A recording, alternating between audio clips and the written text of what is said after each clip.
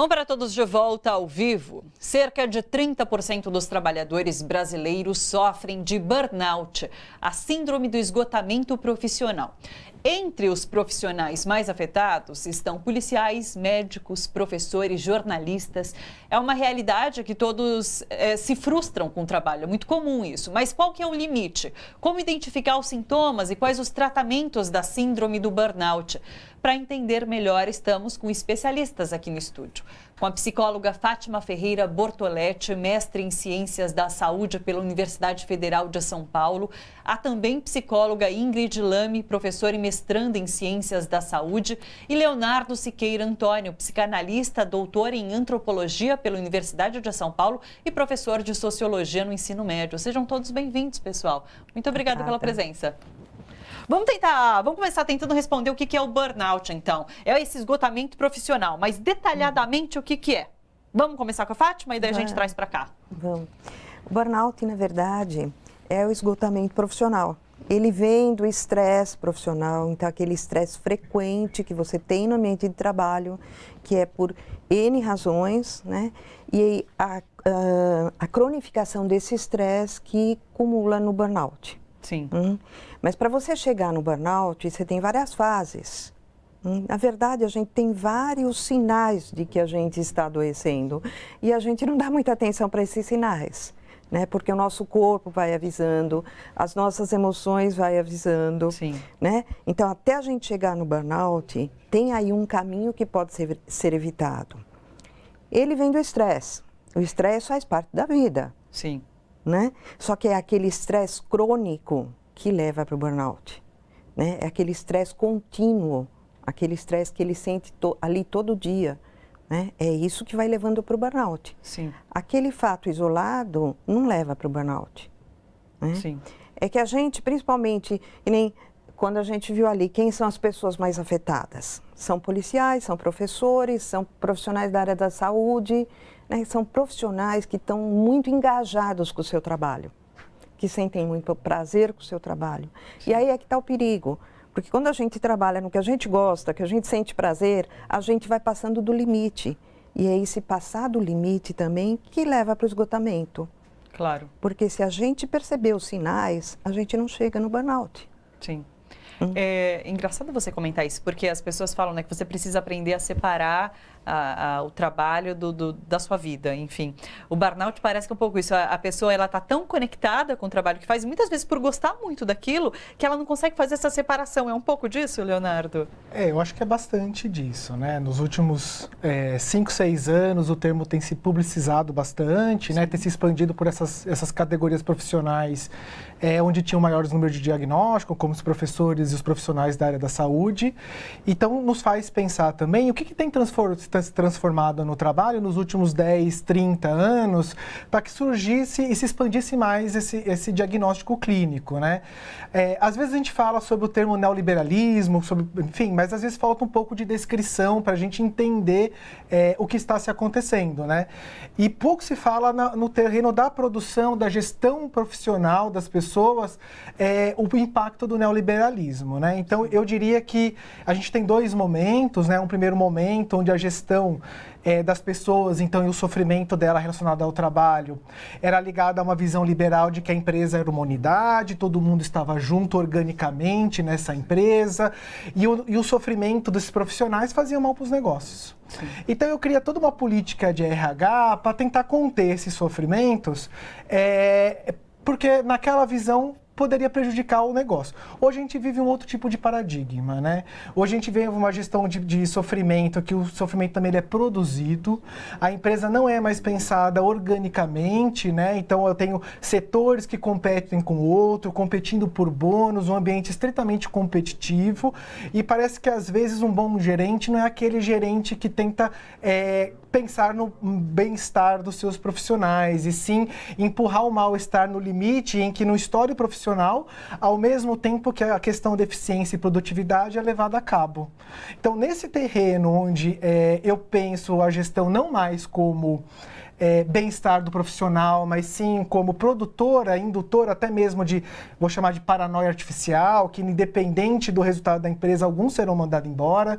Então eu vou ter que escolher por eficiência qual aquele vai ser mandado embora. E nesse terreno terrível, onde eu tenho que trabalhar até o esgotamento, eu tenho um cenário onde esses sinais, né? Então o síndrome, falando um pouco da definição, são sinais, né? São sintomas, a gente não está discutindo um pouco as causas, né?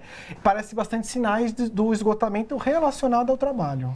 Tem muito a ver com realmente esse modo de produção que a gente vive e com essa precarização do trabalho que tem acontecido. E daí, Ingrid, me lembra muito a profissão, por exemplo, do bancário que trabalha sempre com a questão das metas. A meta deve ser uma coisa enlouquecedora. Tem uma relação, de repente, com a síndrome também? Sim, na verdade, são vários fatores que vão chegando até a síndrome, né? Que como a professora falou, de que o tempo, né, as metas, então é o excesso de trabalho, o excesso de produção e às vezes aí fazendo e nem perceber e aí passou o tempo porque gosta muito e Sim. vai se esgotando, né, e aí deixa a família de lado, deixa a atividade de lazer de lado, deixa a atividade física só no trabalho e aí vai se esgotando mesmo, né, vai queimando. Sim. Agora, o que eu li alguma coisa em relação é que você de imediato não apresenta alguma mudança na capacidade de produzir aquele trabalho. Você continua produzindo com qualidade, mas internamente você vai despedaçando, é isso? Sim, sim. Os sinais vão sendo pouquinhos, né? Então, começa um cansaço físico, é normal, eu durmo e tudo passa. Ou não durmo, né? Vem a insônia, então eu preciso de mais um tempo, descanso, mas não é só isso. Sim. Né? O tempo vai passando, o esgotamento vai aumentando e aí é confundindo muito, né? Com o que é normal e o que não é normal. Claro. Né? Um estresse normal, um estresse crônico. E aí vem a síndrome.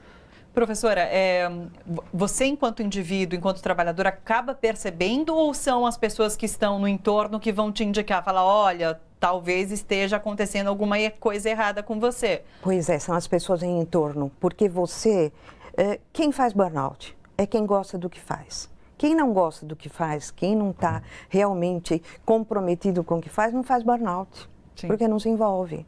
Né? Então, você mesmo estando cansado, você vai. As pessoas que estão ao teu redor que vão percebendo a tua irritação, a tua intolerância, a tua capacidade vai baixando.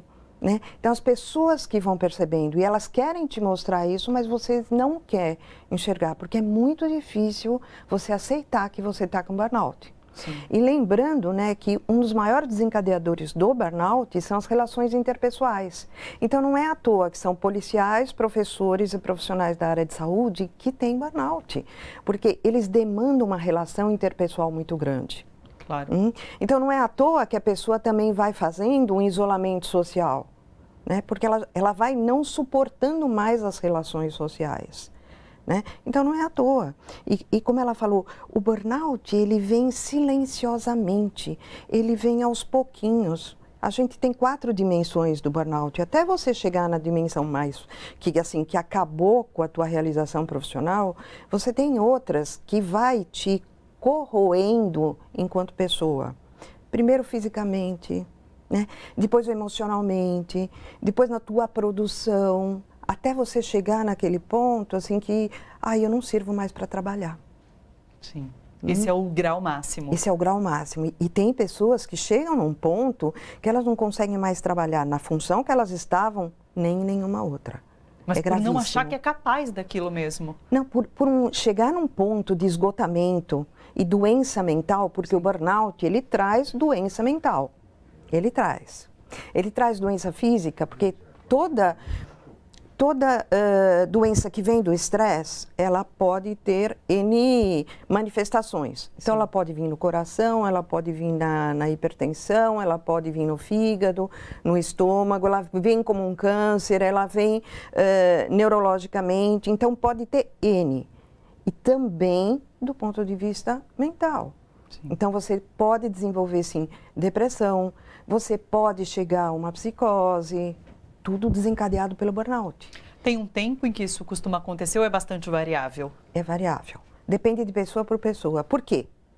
Depende do ambiente de trabalho, porque você tem as condições do ambiente de trabalho que colaboram, né, para você ter o burnout, e depende de questões internas. Aquela questão da resiliência. Sim. Tem pessoas que vão suportar mais. O que é esse suportar mais? Não é porque ela é mais forte. Digamos que ela é mais estratégica. Sim. Né? Porque a situação está ali. É a forma como ela enfrenta aquela situação que vai levar para o burnout ou não. Sim. Né? Então, são aqueles recursos de enfrentamento que a gente vai desenvolvendo ao longo da vida, cada um desenvolve do seu jeito, e que vai funcionando ou não. Quando o meu recurso funciona, eu não faço burnout. Quando o meu recurso não funciona, eu faço burnout. Sim. Né? E aí o tratamento tem que ir por aí mesmo. Claro. Né? Agora, Leonardo, é possível a gente relacionar um possível aumento de diagnósticos com a crise que a gente passa? Porque, de repente, o patrão está mais em cima, está pedindo maior produtividade, o trabalhador, o funcionário, tem medo de falar sobre uma questão de saúde, de repente física e emocional, por conta de perder o emprego e vai esgarçando essa relação. É possível falar, né, fazer essa relação? Eu que sou representante da sociologia aqui um pouco, né? Pensar um pouco desses caracteres do último momento, dos últimos 10, 15 anos, que estão produzindo uma visibilidade para o desgaste profissional, né? Como bem a professora disse, né? Cada um tem uma estratégia específica para lidar com esse contexto e cada um tem uma relação com seus traumas, com seus desejos, que é singular, que na clínica a gente vai tentar estabelecer pontos em comum e que isso emerge e a pessoa consiga lidar com as suas dificuldades. Mas do ponto de vista sociológico, dá para pensar que desde a redemocratização do Brasil, com avanços e recuos, a gente está passando por um processo de regulamentação da desregulamentação. Sim. Então, a gente está regulamentando alguns setores profissionais que ele possa não ter algum tipo de regulamentação. E esse processo está desencadeando mais competitividade, mais desgastes profissionais em algumas classes, né, inclusive com alguns sintomas sociais bem claros, como desgastes nos sindicatos, e assim vai. Mas eu acho que tem outras questões que envolvem quando a gente pensa esse limite, como você bem disse, da relação entre a minha intimidade, a minha esfera privada e a minha esfera pública, meu trabalho, e assim vai. Primeiro, né, quando a gente pensa no burnout e essa visibilidade, a gente tem que ter em conta que a maioria da população brasileira não consegue estabelecer esse limite, nunca conseguiu e está esgotada profissionalmente, né? Sim. Se a gente pensar na base da pirâmide socioeconômica brasileira, que está ali a mulher negra, que está ali trabalhando em casa, fazendo quitute, vendendo na rua, e ela está com esse ofício desde o império, né, que indo para o espaço público, essa relação não é estabelecida, né?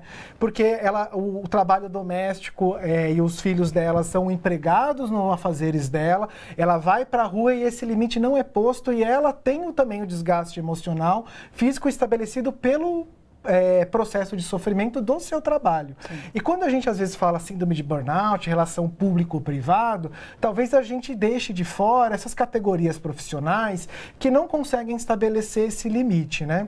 Mais do que isso, a gente às vezes está visibilizando nos últimos 5 anos, mas a gente esquece também que desde a redemocratização, então, trabalhadoras domésticas têm esse esforço de regulamentar a sua desregulamentação, trabalhadores de telemarketing que estão invisibilizados, profissionais de segurança privado que são totalmente desqualificados, não têm uma formação adequada e são terceirizados, e assim vai. A gente tem uma gama de profissionais que também tem, digamos assim, o seu direito de ser reconhecido como sofredores no seu labor, que não necessariamente tem relação entre público e privado, que às vezes são obscurecidos, né? Claro, que a gente precisa trazer à tona que as jornadas de trabalho não necessariamente ela corresponde a uma relação entre espaço doméstico e espaço privado, espaço público, assim como as mulheres, né? Das nossas dificuldades para se pensar em igualdade salarial, pensar em igualdade, é porque a mulher ela tem dupla jornada. Sim. Né? Então, ela tem o desgaste físico, emocional do seu labor no espaço público e em casa ela também tem outro tipo de desgaste público, desgaste físico, que, enfim, que aflige ela e também muitas vezes ele não é silenciado. Sim. Então, às vezes as categorias clínicas, ela obscurece alguns agentes sociais que estão passando por processo semelhante, mas não conseguem se enquadrar nessas convenções, desses sinais que se mostram a público. Sim.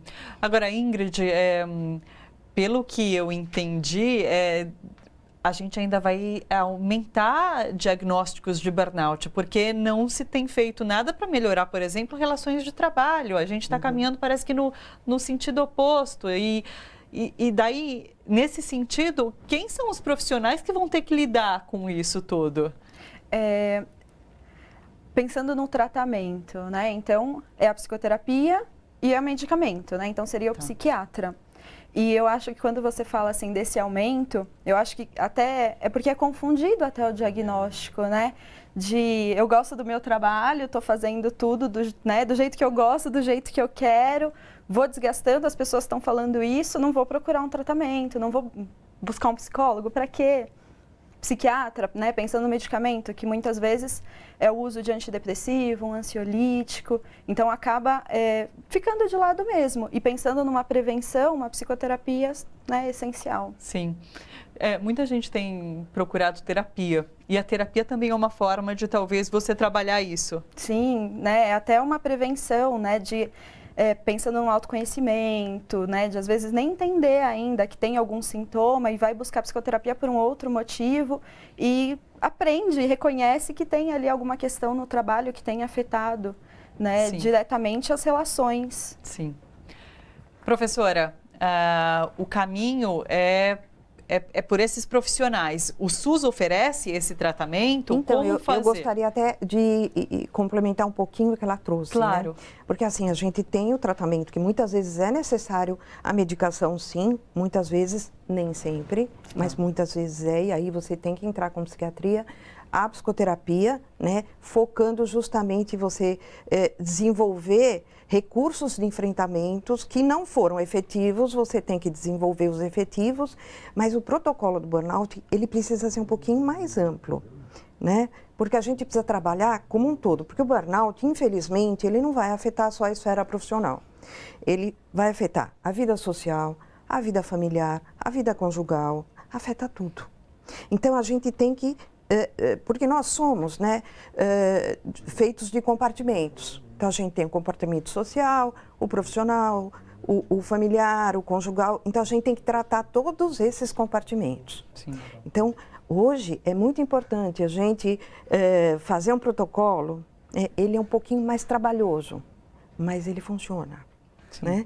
Que a gente vai trabalhar com meditação, com psicoterapia. A psicoterapia é o eixo. Como a professora Ingrid falou, é o eixo. Né? Porque se a gente não desenvolver o recurso de enfrentamento adequado, não vai melhorar. Claro. Né? Vai continuar sempre naquele desencadeador. Mas também trabalhar nas outras esferas com relaxamento, com meditação. A meditação está muito em moda, né? Mas é muito importante a gente saber por que usar a meditação. Né? Não porque está na moda, mas quais são os efeitos da meditação nesse processo de regeneração. Sim. Né? E trabalhar com a questão artística. Todos nós precisamos desenvolver essa questão artística, trabalhar com o controle, com administrar o estresse, com administrar a sua carga horária, né? Com você alimentar o teu intelecto, não importa qual seja a sua profissão, você precisa alimentar o seu intelecto, porque você vai trabalhando, você vai se esvaziando, E um eixo que eu também considero fundamental é o hobby, né? Por quê? Porque a gente, você pode ser psicólogo, mas você gosta de cozinhar. Sim. Então, eu estou agora atualmente com um paciente que ele era bancário, tinha um altíssimo cargo bancário, né, entrou num burnout gravíssimo. Ele não veio me procurar por conta do burnout, ele veio me procurar porque ele estava tendo uma perda fetal. E aí eu vi que ele estava com burnout. E hoje ele foi para a área de gastronomia. Porque ele desenvolveu um burnout tão grave que ele não conseguiu ficar lá e foi para a gastronomia e está feliz da vida. Né?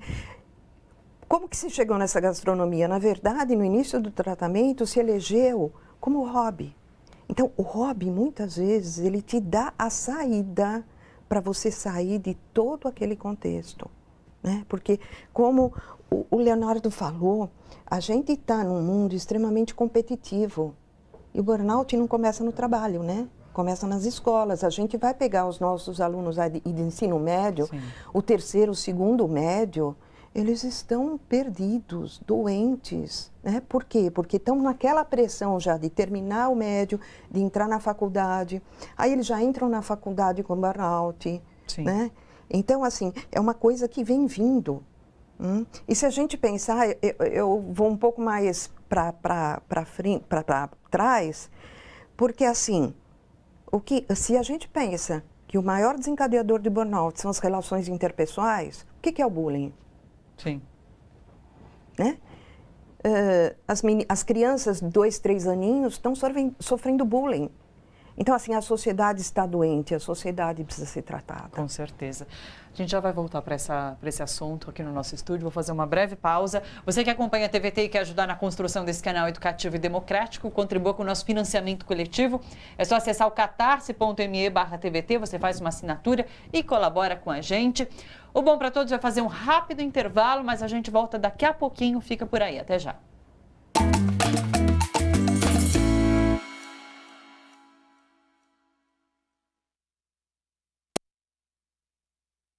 O Chile, então.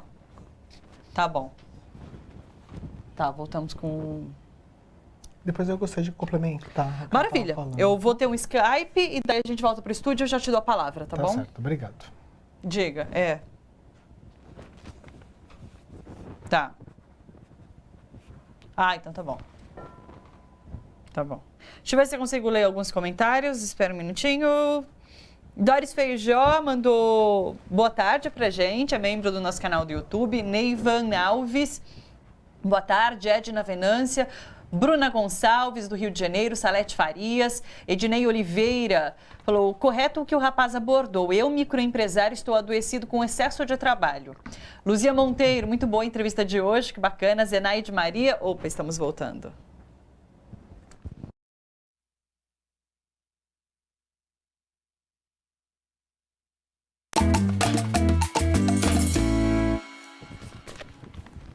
Bom para todos, ao vivo de volta. A gente vai voltar, inclusive, a falar sobre o julgamento no Supremo Tribunal Federal sobre prisão em segunda instância. A sessão foi retomada hoje às 9 horas da manhã, com manifestações de entidades da Procuradoria-Geral da República, da Advocacia-Geral da União. Então, os votos dos ministros começaram com o relator Marco Aurélio Mello, que votou contra a prisão em segunda instância. Alexandre de Moraes, que votou agora há pouco, não acompanhou o relator e votou a favor da prisão em segunda instância. Quem faz voto agora é o ministro Edson Fachin. Para a gente entender tudo o que se passa no STF, conversamos com o advogado criminal Guilherme Madi. Oi, Guilherme, bom te receber de volta aqui no Bom para Todos. Boa tarde, Thalita, tudo bem? Tudo bom, conta pra gente então. Edson Fachin, temos um voto contra e um voto a favor. Edson Fachin faz a sua apresentação de voto agora. Dá pra gente tentar entender qual vai ser o voto de Edson Fachin baseado no comportamento dele no Supremo?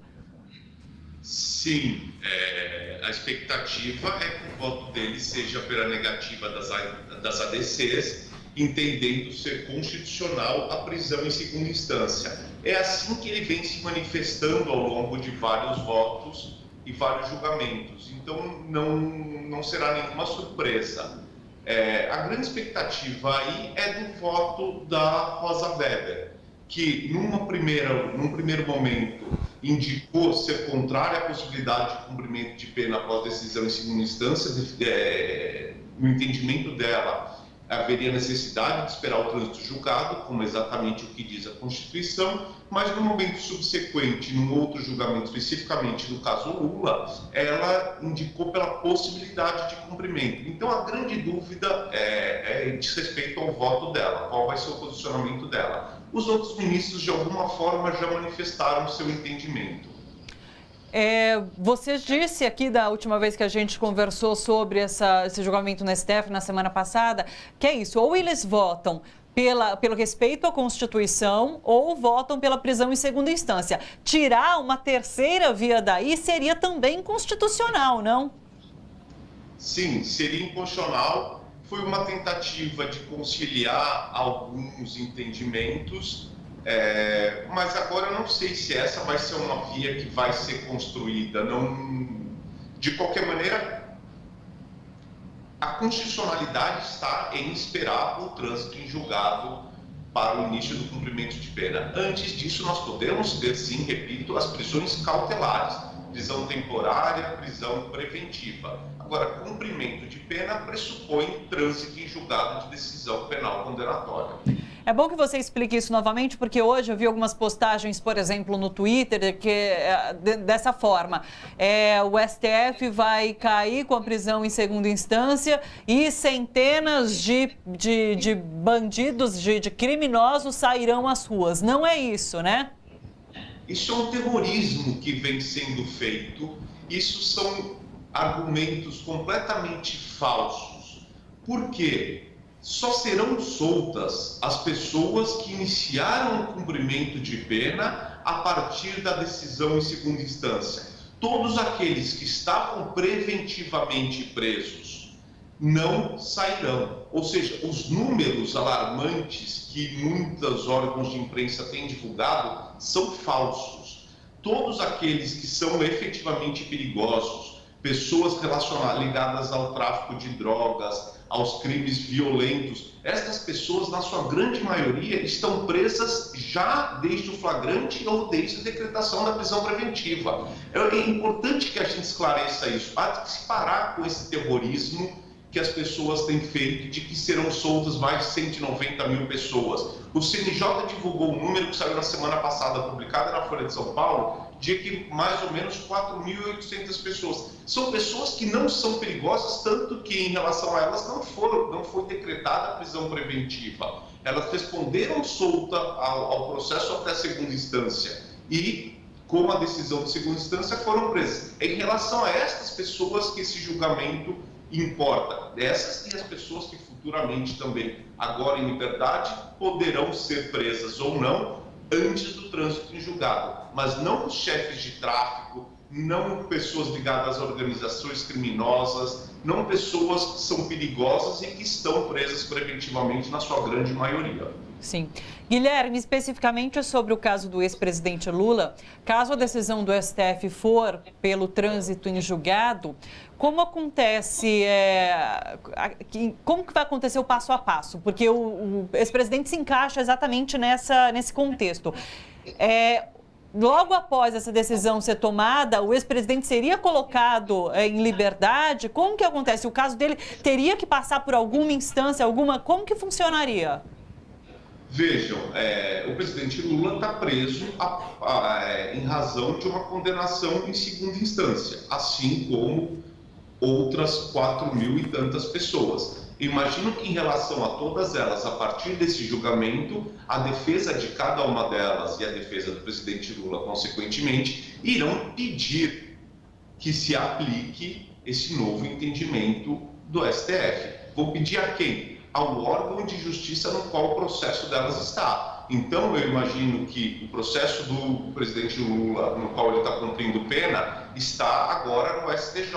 Será ao STJ que será feito a pedido. Mas nada impede também que seja feito pedido imediatamente ao juiz de primeira instância. Mas o fato é que haverá a necessidade de que cada um deles faça o pedido de aplicação da decisão do Supremo. Perfeito. Não é automático. Sim, são 9 ministros agora para votar. A expectativa de acabar hoje, você acha que vai passar para, não sei se para essa semana ainda, para a próxima semana? Tem sessão amanhã, mas eu imagino que termine hoje ainda, e digo isso considerando que os votos não têm sido muito longos. Então eu imagino que nós tenhamos hoje um resultado final. É isso, estamos na expectativa. Guilherme, muito obrigada pela participação novamente aqui, sendo sempre tão claro, trazendo tanta informação para a gente. Muito obrigada. Obrigado, boa tarde. Boa tarde, até mais. Voltando ao nosso papo aqui no estúdio, estamos hoje conversando sobre burnout, a síndrome de esgotamento profissional. No estúdio, as psicólogas Fátima Ferreira Bortoletti e Ingrid Lamy e o psicanalista Leonardo Siqueira Antônio. Leonardo falou que queria fazer um comentário. Eu queria engatar um pouco na fala da Fátima, né, que dá pra gente pensar, acho que duas coisas, né? A primeira, quando ela está falando sobre o hobby. Sim. Primeiro porque o sintoma, às vezes ele indica um saber e uma crítica do sujeito em relação a esse processo social e um estilo de vida que ele está adotando. Sim. E aí a gente tem que pensar, e engatando também com essa relação entre liberal e neoliberalismo, né, em pensar as mutações que as carreiras e o ideal de uma carreira de sucesso tem hoje e que não era no passado, né? Então, no passado, a gente tinha as empresas muito mais estáveis, onde eu propunha fazer uma carreira dentro de uma empresa, aquele ideal, o que a gente sabe que não é muito realístico, de entrar como office boy e sair como presidente da empresa, né? Hoje não se pensa mais carreira assim, né? O sucesso da carreira é pensada exclusivamente como responsabilidade do sujeito, então é uma hiperindividualização, inclusive uma culpabilização dele dos eventuais obstáculos que ele não consegue transpor, né? E essa carreira pensada assim, eu diria que ela é pensada como se fosse uma estrutura de currículo. Sim. Né? Onde eu passo, às vezes, por um processo de negação de tudo que deu errado. Né? Então, ela falou da escola e assim vai, né? Então, na escola, você também não está na escola, você não fala assim, que legal, o que você adora no ensino? Qual é a carreira que você vai seguir? Qual é o vestibular? Você está no vestibular, já é trainee, já fez estágio, e a gente molda uma carreira de sucesso como se ela fosse estruturada no nosso currículo. E a gente esquece de pensar quais foram as dificuldades, quais foram os sofrimentos, quais foram os dores e amores no ensino médio, os insucessos, como eles foram elaborados, se não passou no vestibular de primeira vez, a promoção que deixou escapar, e assim a gente passa por um grande processo de negação, pensando a carreira como se fosse estruturada num currículo. Sim. E aí outra coisa que ela também disse que me ajuda a pensar um outro movimento é essa relação entre público e privado, né? A gente, às vezes, reflete muito mal a relação que as telecomunicações e as redes sociais têm no campo do trabalho, né? O WhatsApp, as redes sociais, elas colonizam o nosso tempo livre, né? Gerações passadas não sabem o que é estar no domingo no WhatsApp respondendo ao chefe, como nós temos hoje, e a importância do hobby no sentido que todos nós precisamos ter uma experiência outra na nossa vida que não seja do tempo do trabalho. Sim. E parece que cada vez mais esse processo de você ter uma experiência outra está mais difícil, né? Eu que sou professor de ensino médio, às vezes eu acompanho nos meus alunos e alunas uma ansiedade para se divertir, para sair, como se o tempo da diversão fosse a métrica do tempo do trabalho. Sim. Né? Como se eu pudesse ter um produtivismo e uma eficiência no meu próprio lazer, que deveria ter uma outra experiência em outro tempo. Sim. Então a gente pensa a carreira de uma maneira muito diferente dos últimos 30 anos e a gente pensa também o que é lazer e tempo livre de uma maneira muito diferente do que era dos últimos 30 anos. Ou seja, é uma doença muito dessa geração, talvez, e tem a ver, Ingrid, com criação de expectativas muito elevadas? Tem também, né? Porque, como ele falou, né? Hoje o mercado de trabalho mudou, o plano de carreira mudou, né? Então, às vezes, a gente se prepara muito para alguma coisa e, às vezes, não vai conseguindo. E aí tem aquelas metas de quanto mais eu fazer, mais eu vou conseguir, mais eu vou alcançar, Sim. né? E é o que eu quero alcançar, é o que eu quero fazer, então tem sim muito a ver. Sim. Outro dia a gente discutiu gerações aqui no estúdio, essa coisa de geração X, geração Y, geração Z, e daí os especialistas disseram que essa geração ela é muito focada não na questão do emprego, eu vou ser empregado, mas daqui de realizações pessoais e de eu ir atrás e eu vou conseguir fazer aquilo. Isso gera muita expectativa, porque você não está na dependência de um outro, você está na dependência somente de si mesmo. E talvez isso também ajude ao desenvolvimento de uma síndrome como burnout, professora. Sim, porque a expectativa que você tem é que vai delimitar até onde você vai suportar o não conseguir ou não. Se você tem uma expectativa alta, é óbvio que vai ser muito mais difícil você conseguir. Mas eu tenho observado um fenômeno social que já vem de uma década para cá, que os jovens que estão aí, eles já não têm mais tanto essa força, essa, entre aspas, essa obsessão por trabalho que a gente via na geração anterior. Sim. Né? Tanto é que a gente pensa, nossa, como é que vai ser? Eu estou na área da saúde, né? Então, quando eu vejo lá o pessoal mais jovem que se cansa muito rápido, vamos supor, atende 2, 3 pacientes, já fica cansado, né? A gente atende 6, 7, ainda vai atender o 8º. A gente pensa, como é que vai ser? Né? Como é que vai ser quando essa geração que trabalha mais não tiver aí e essa geração que, entre aspas, trabalha menos, tiver que, né? Sim. Essa geração tem menos chance de burnout. Porque vai trabalhar menos. Porque vai trabalhar menos, porque respeita, porque ela fala, olha, não está na hora de eu ir para academia, eu tenho que ir para a minha academia. Sim. Não, porque eu vou para a minha balada, eu vou ficar a noite inteira na balada, não vou trabalhar no dia seguinte. Ou seja, é uma geração que está respeitando as próprias necessidades. É um movimento de valorização do bem-estar também. Exatamente, por isso se fala tanto de qualidade de vida, por isso se fala tanto de meditação, né? Tudo que é transição dá desequilíbrio. Sim. Então, eu penso que daqui a um tempo vai ter um outro fenômeno que vai dar uma equilibrada dessa geração que trabalhava muito com essa geração que está trabalhando menos. Sim. Né? E essa geração que está trabalhando menos, ela também é muito volátil. Ela troca de emprego muito fácil. Né? Então, a coisa não está boa, ela não está se sentindo bem, ela troca. Sim. Né? Isso também não é bom, porque essa volatilidade também está indo para as relações afetivas. Né? Então, é um movimento, né, que o Leandro, acho que ele... Desculpa, o Leonardo. Ele deve estar percebendo isso também, né? Como que esta geração, ela está muito volátil, né? E isso traz insegurança. Sim.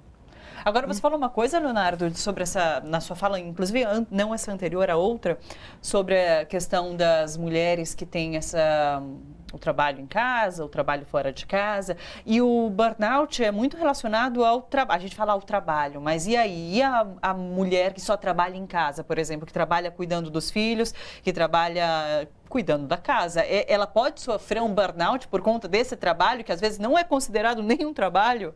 Se o burnout é uma convenção de um conjunto de signos, né, e de sintomas, claramente ela pode sentir um desgosto com labor doméstico, em cuidado com os filhos, onde isso produz retraimento, inibições, e assim vai, né, porque é a partir das convenções, e às vezes é importante a gente iluminar outras áreas de trabalho que estão fora das categorias público e privada, né, que também sofrem. E aí eu também queria complementar, né, com o que a Fátima falou, que sim, a geração ela tá mudando, né, mas parece que o processo de negação do sofrimento, ele está continuando, né, enquanto talvez a minha geração é a geração da vida estruturada como currículo, para fazer metáforas, a geração mais nova, ela é uma vida estruturada por viagem. Sim. Por viagem no sentido de que sempre redes sociais, fotos, sempre divertido, com pessoas legais, com ambientes inusitados e como se a vida fosse uma grande sucessão de momentos felizes, né?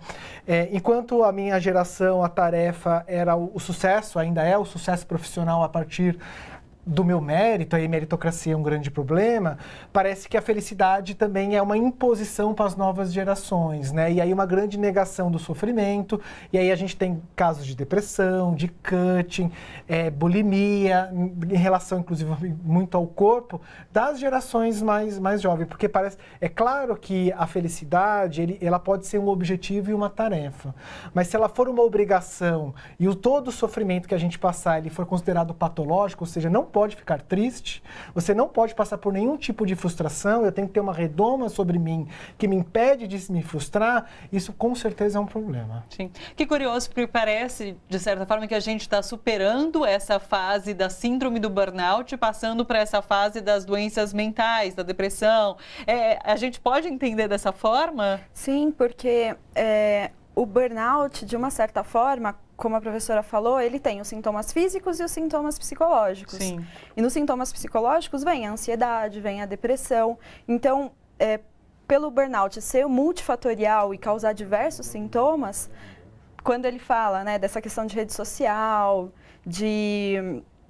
dessas mídias todas, pensando, né, numa tolerância à frustração e num empobrecimento dos recursos de enfrentamento, a gente pode mudar o nome, né, de síndrome de burnout para uma outra questão, né? Então, tem tá tudo junto. Tá tudo mas, conectado no final das contas, né?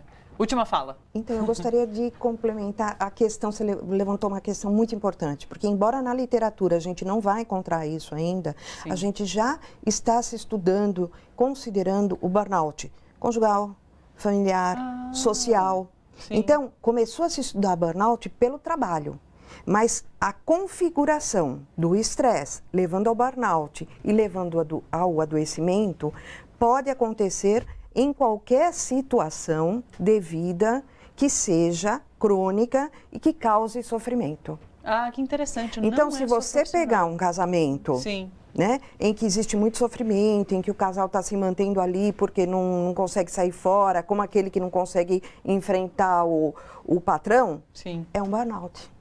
Puxa vida. E adoece da mesma forma. Sim. Tá? E você vai encontrar burnout também em crianças, dentro do ambiente familiar. Quando você tem um ambiente familiar que não é saudável. Sim. Né? Então, o burnout, na verdade, ele é uma síndrome, né, que vem do estresse, que traz sintomas, né, e que pode se desenvolver em qualquer âmbito da vida. Faz todo sentido. Quero agradecer demais a presença de vocês. Acho que vocês trouxeram informações importantíssimas para o nosso público. Muito obrigada. Uma palavrinha rapidinho. Quem tem direito a tratamento de saúde mental dá visibilidade que aqui no Brasil a gente tem experiências de clínicas públicas abertas. Então tem grupos de psicanalistas trabalhando no Centro Cultural Casa do Povo no Bom Retiro. Tem grupo de psicanalistas trabalhando no Centro Cultural Vergueiro para fazer tratamento gratuito. Praça Roosevelt. As escolas de psicanálise têm redes clínicas para fazer preço social e as faculdades de psicologia também têm redes clínicas para fazer preço social. Então, hoje, pensar numa democratização do tratamento de saúde mental, que todos nós temos que reivindicar esse direito e temos o direito de nos tratar a partir das nossas emoções. Claro, um serviço importantíssimo. Obrigada. Muito obrigada, pessoal. Muito